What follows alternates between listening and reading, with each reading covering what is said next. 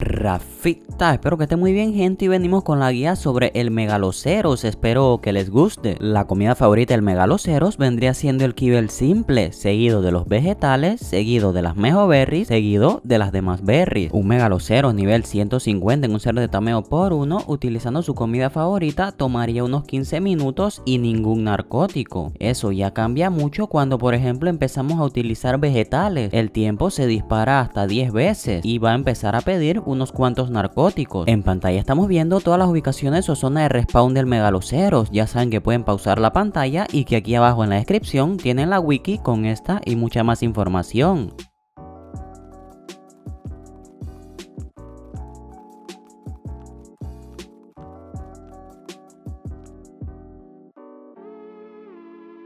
No olviden ir preparados para limpiar la zona, ya que el Redwood es un sitio muy peligroso. Una vez limpia, nos prepararíamos para bolear a nuestro Megaloceros y empezar a dispararle preferiblemente a la cabeza. Observen cómo yo disparo debajo de la barbilla para asegurarme que este recibe el mayor daño a la vez de la mayor cantidad de inconsciencia.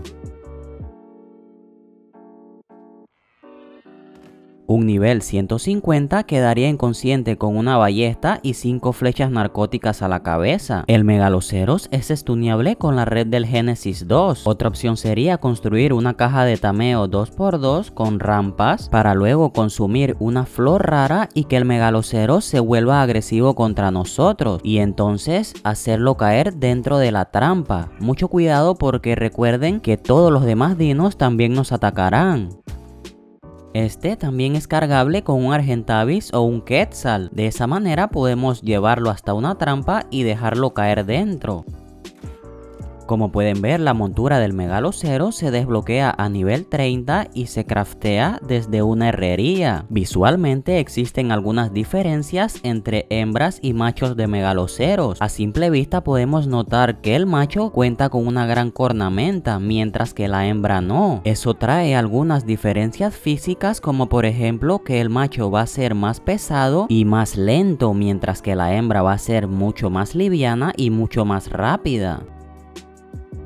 Mas sin embargo, la ausencia de cornamentas en la hembra hace que ésta no tenga nada para atacar, así que solo sirve para transportarnos. No le suban el daño, que no servirá para nada. El macho, por otra parte, al tener grandes cornamentas, con el clic izquierdo va a ejecutar un ataque utilizando estas. Este ataque que puede llegar a ser muy buen daño. Con esta misma cornada, pero utilizada en árboles, vamos a poder farmear un montón de paja y algo de madera. Incluso el Megaloceros en el pantano farmeando estos árboles tipo mangle va a poder farmear no solo un montón más de paja, sino que también hongos raros.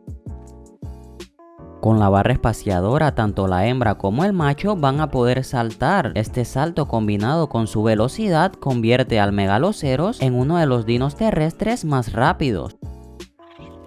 Eso sí, no vayan a saltar por un barranco, ya que este sigue teniendo daño de caída. Asimismo, tanto con la hembra como con el macho vamos a poder empuñar armas o herramientas desde su montura. Un Megaloceros tanto domesticado como salvaje, al golpear a una persona le va a infligir un montón de sangrado. Esto es por 30 segundos y se reinicia cada vez que recibamos un golpe. Este sangrado será capaz de drenar un 20% de nuestra vida total. Y no solo eso, sino que también es capaz de desgastar y perforar nuestra armadura muy rápido. Algo muy curioso es que cuando estamos montados en una hembra o macho de Megaloceros, los Onix no son capaces de golpearnos, así que el Megaloceros tanqueará todos estos golpes. Esto también evitará que los Onix te vayan rompiendo la armadura. Solo hay que cuidarse de los escupitajos de las artroplueras.